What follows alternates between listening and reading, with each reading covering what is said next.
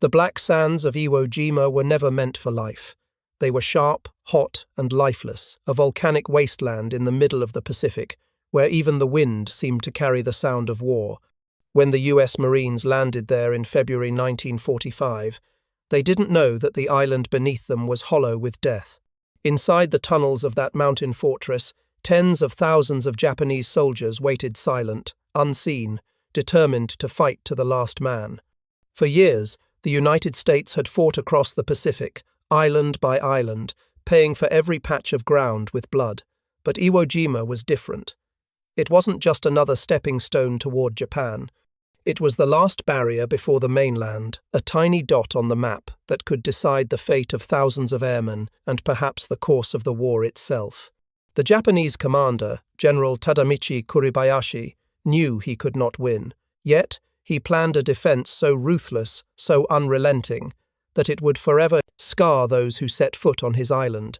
There would be no banzai charges this time, no mindless rushes into machine guns. Instead, the Japanese would vanish into the earth, waiting in bunkers, caves, and tunnels stretching for miles. Every inch of ground was prepared to kill. When the Marines came, they came with everything: battleships, bombers, and tanks. Yet the firepower of the fleet did almost nothing. After weeks of bombardment, the island looked dead, but as the Marines hit the beach, the mountain came alive with fire. From hidden gun ports, mortars and machine guns tore through the landing waves. By the end of the first day, hundreds of Marines lay on that black sand. Every advance was met by invisible defenders who vanished before they could be seen. It was here, amid that nightmare of smoke and sulfur, that a new weapon would find its place in history: the American Flamethrower tank. They called it the Satan, the Ronson, and later the Zippo. It was a Sherman tank modified with a terrible new purpose: to burn the enemy out of the earth. These tanks carried streams of napalm-thickened gasoline that could reach over 100 yards, and in the tunnels of Iwo Jima, where men hid in the dark, it became a weapon of unmatched horror. But the story of those flame tanks didn't begin on Iwo Jima. It began long before, on other islands in the jungles of Tarawa, Saipan, and Peleliu, where American infantry had learned the hard way that flamethrowers were one of the few things that could reach an enemy who refused to die. The handheld flamethrower was brutal but short-ranged. A Marine had to get within 20 or 30 yards to use it, often exposing himself to sniper fire or grenades. The tank-mounted version changed everything. The U.S. Army Chemical Warfare Service, together with the Navy Seabees, began modifying Shermans by replacing the main gun with a flamethrower nozzle. They added extra fuel tanks, pressure systems, and armor protection. What emerged was a weapon that could turn a fortified cave into an inferno in seconds. On Iwo Jima, this weapon would find its ultimate test. The Japanese had turned the island into a labyrinth of concrete bunkers, spider holes, and hidden gun pits. Ordinary artillery couldn't reach them. Grenades couldn't destroy them. Only fire could. The first flame tanks to land were part of the 4th and 5th Marine Divisions. As they crawled across the volcanic ash, they moved slower than men could walk. But where they went, the resistance broke. Marines called them lifesavers, but even they shuddered at what they saw after each burst. When the nozzle opened, a jet of burning liquid screamed through the air, painting the mouth of a cave in orange and black. The pressure alone sucked the oxygen from inside, suffocating those within before the flames even reached them. Then the fire would roll in, burning for seconds that must have felt like eternity. The sound was unforgettable, a deep, roaring hiss like a dragon breathing out. For the Japanese soldiers, there was no answer to it. Their courage, their fanaticism, their devotion to death, none of it mattered against the unstoppable wave of fire. For the Americans, it was both a weapon and a nightmare. Many tank crews later said that operating those machines was like carrying hell inside a steel box. They saw what fire did, they smelled it, they felt the heat through their armor, and they knew that this was war at its most inhuman. As the battle wore on, flame tanks became the key to breaking Japanese strongpoints. Whenever infantry was pinned down, they called for the Zippo. The tanks would lumber forward, belching fire into pillboxes, trenches, and tunnel mouths. Whole hillsides seemed to ignite. The most terrifying moment came near Mount Suribachi, where the Japanese had built an underground city of defenses. Marines fought for days just to move a few hundred yards. Every cave had to be cleared one by one, and the flamethrower tanks were the only things that could make that possible. The island stank of burning fuel and sulfur, and of something else no one ever forgot. Still, the Japanese refused to surrender. Even as their bunkers were destroyed, survivors crawled out through side tunnels to fight again. The Americans learned to seal the tunnels completely, using flame, explosives, and bulldozers to entomb their enemies inside. It was a grim, mechanical process, repeated hundreds of times. By the end of February, the beaches were littered with wrecks, Shermans blown apart by mines, Japanese artillery, and suicide squads. The flame tanks were prime targets. The Japanese would crawl up to them at night with explosives strapped to their bodies, hoping to destroy the machine that had brought them so much terror. Yet, even with the losses, the tanks kept moving. They advanced yard by yard, through smoke and fire, until the American flag was finally raised on Mount Suribachi. The iconic photograph captured that moment, but it didn't show what came before: the agony, the fire, the screams inside the tunnels that had to be silenced before the flag could ever fly. For many Marines, the memory of those days stayed burned into their minds long after the war. Some said they could never forget the sound of the flamethrowers igniting that deep cough before the flame burst forth. Others said it was the smell that haunted them most. The battle for Iwo Jima would last 36 days.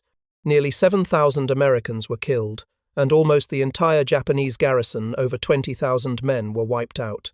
And through it all, the flame tanks played their role, a weapon of terror that brought an end to an enemy who would never surrender. But the story of what those tanks did and what their crews experienced goes deeper than that. Behind the steel and fire were young men barely out of their teens, facing the impossible, driving machines built to unleash horror in a place where there was no mercy left to give. Their story, and the terrible effectiveness of their weapon, would leave a legacy that changed the future of warfare forever. The deeper the Marines pushed into Iwo Jima, the more they realized the island itself was the enemy. The volcanic ground gave way under their boots, swallowing men, machines, and even tanks into pits of ash.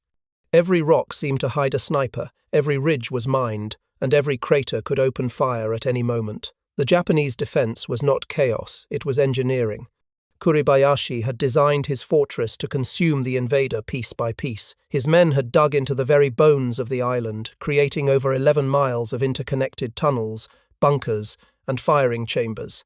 From these hidden lairs, machine gunners could fire unseen, vanish, and reappear elsewhere. Mortars were buried deep underground, firing through narrow shafts in the earth. Even artillery pieces rolled on tracks inside caverns, disappearing after each shot. For the Marines, it was like fighting ghosts.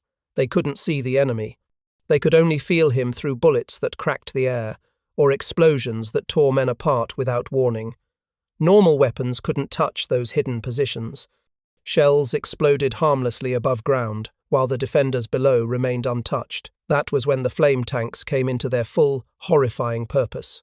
The Shermans, fitted with the Navy Mark I, or POA-CWS-H5 flamethrowers, became the tip of the spear.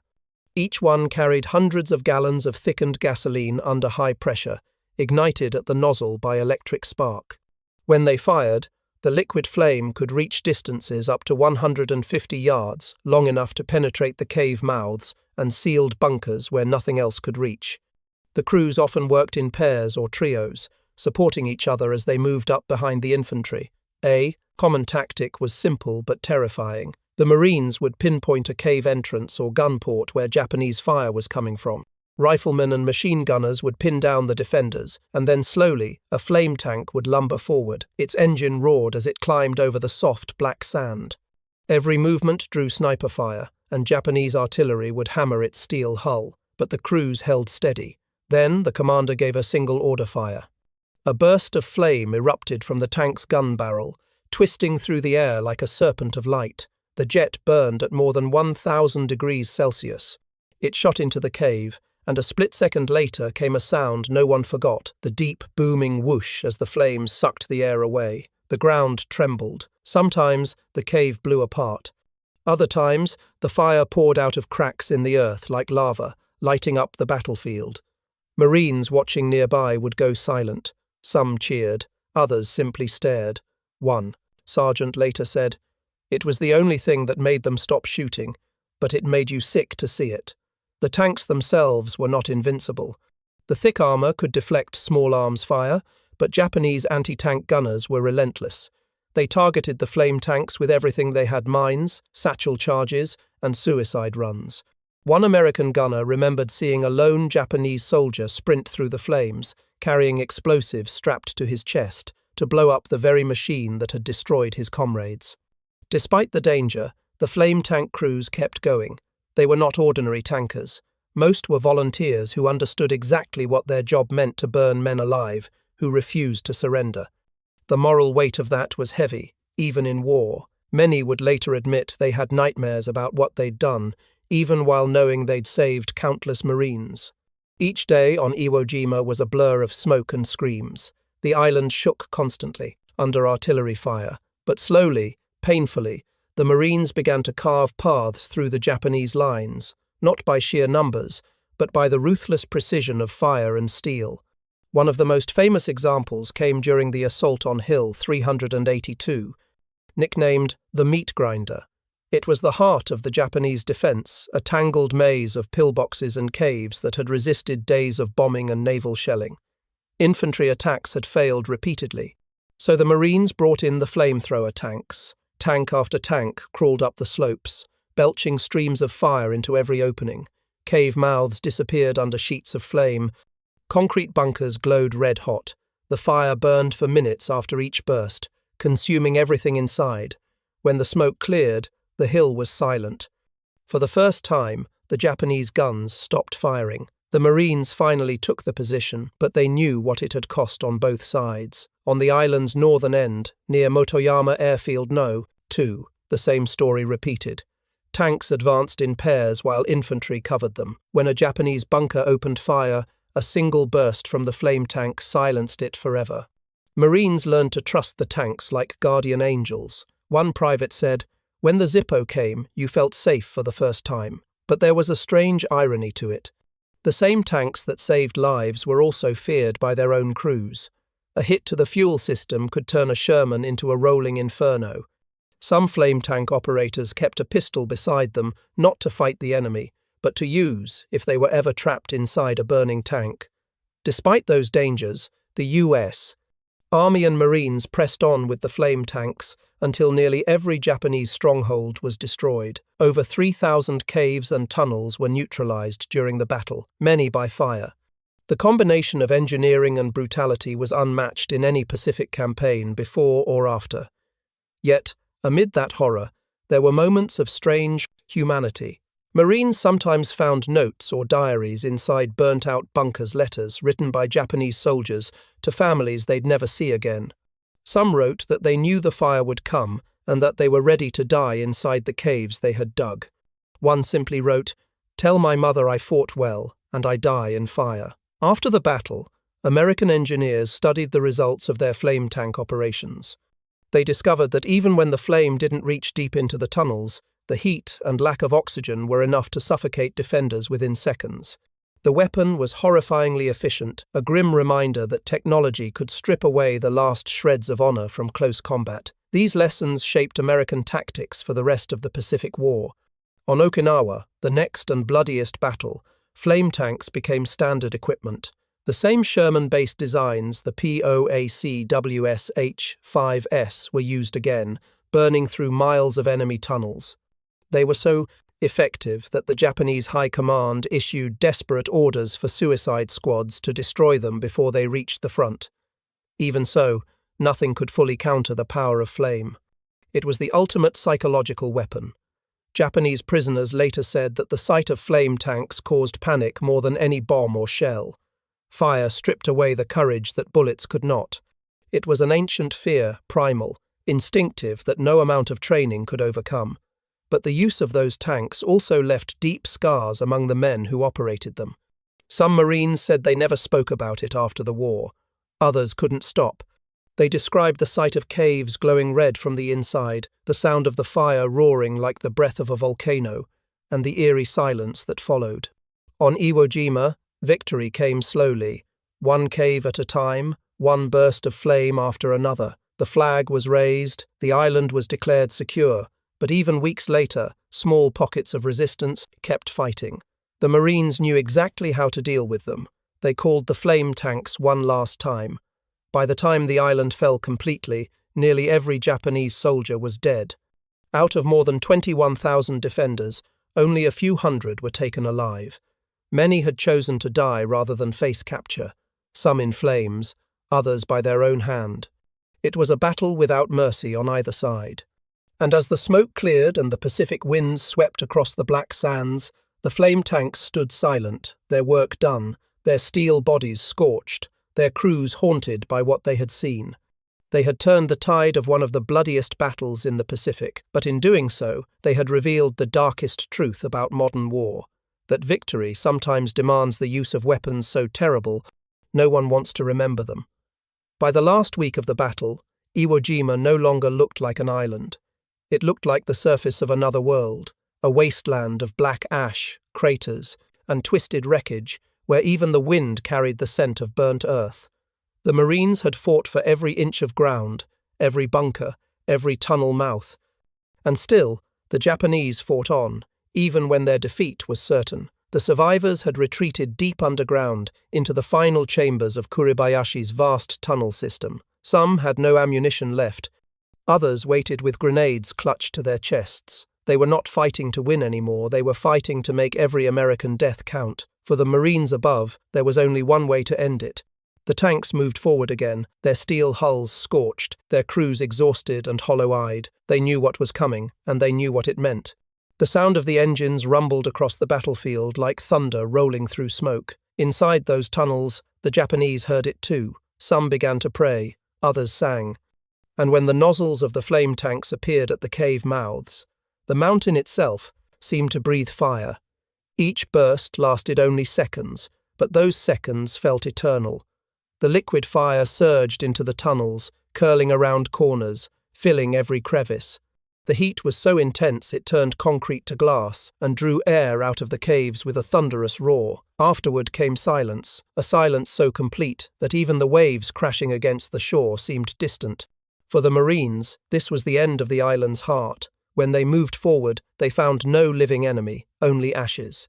They sealed the tunnels with explosives and bulldozers, burying the fire and the dead together. When word finally came that the island was secured, no one cheered. There was no celebration, just exhaustion and the uneasy knowledge of what it had taken to win. Out of 70,000 Marines, nearly 7,000 were dead and more than 19,000 wounded. The Japanese garrison of over 21,000 had been almost completely annihilated. It was one of the costliest battles in the Pacific, and yet, in its brutal way, it was considered a strategic victory. From the airfields of Iwo Jima, damaged American bombers returning from Japan could finally land safely instead of crashing into the sea. Over 24,000 airmen would later owe their lives to that captured island, but the men who fought there never forgot the price. Many Marines later said that Iwo Jima was the closest they had ever come to hell. They remembered the heat, the smell, the endless sand, and the flames that burned so bright they lit the night sky like sunrise. For the tank crews, the memories ran even deeper. Some couldn't look at fire again without thinking of what they'd done. They had watched men vanish in an instant, enemies they never saw, whose faces they never knew. It was war stripped of every illusion of honor. One veteran recalled that after the battle, he stood beside his tank and looked out across the blackened slopes. The ground was still warm beneath his boots. Smoke drifted from holes in the earth. "That's when I realized," he said quietly. "We hadn't just destroyed them, we'd destroyed everything." In the years that followed, flame tanks were studied, refined, and prepared for the invasion of Japan, an invasion that, thankfully, never came. The atomic bomb would end the war before those machines could be unleashed again on the mainland. But the lessons of Iwo Jima didn't fade. Military planners saw how effective flame weapons had been against entrenched enemies. In later wars, Korea, Vietnam, even the Middle East, the concept evolved into napalm, thermobaric bombs, and other forms of fire-based warfare. The technology changed, but the terror it brought remained the same. Still, for those who had fought on that black island, the memory was never just about the weapon, it was about survival. Every Marine knew that if the flame tanks hadn't been there, the casualty lists might have doubled or tripled. The Japanese had planned to bleed, the Americans white, to make the invasion of Japan so costly that it would never happen. And for a time, it almost worked. General Kuribayashi himself was never found. Some say he led a final banzai charge. Others believe he died quietly in his command tunnel, buried under the island he swore to defend. His strategy to make Iwo Jima a fortress of death had succeeded beyond imagination. It had taken overwhelming firepower, technology, and human endurance to defeat it. And in that grim arithmetic of war, the flame tanks had become the weapon of last resort, the one thing that could break the unbreakable. When the battle ended in March 1945, photographers captured images of the aftermath: twisted tanks, scorched hillsides, and smoke rising from the caves. Those images rarely made the newspapers. They were too brutal, too raw. America celebrated the raising of the flag on Mount Suribachi, but not the burning of the mountain itself. Yet, for those who were there, the two were inseparable. The flag could never have risen without the fire that cleared the way. Years later, some veterans returned to Iwo Jima. The island was quiet now, covered in grass and silence. They stood on the same beaches, looking up at the same mountain. One Marine said he could still smell the fuel, still hear the hiss of the flamethrower as it ignited. He whispered, "It's beautiful now." But back then, this place was hell. Today, the story of the flame tanks is often forgotten, overshadowed by the larger narrative of bravery, sacrifice, and victory. But buried beneath those sands lies the darker side of that story, the one that reminds us that even in just wars, the tools we use to win can leave scars that never fade. The flame tanks of Iwo Jima didn't just change the battle, they changed the men who fought it. They proved that technology could conquer even the fiercest defenders, but they also showed that victory bought with fire leaves no heroes, only survivors. In the end, the black sands of Iwo Jima became sacred ground, not just for the Americans who died there, but for the Japanese as well. It was a place where courage met horror, where devotion met destruction, and where the fire of war consumed everything it touched. When the sun sets over Iwo Jima today, the waves roll over that same volcanic shore, and the mountain stands quiet. No guns, no fire, no screams, only the memory of what happened there, carried by the wind. And maybe, in that silence, both sides finally found peace.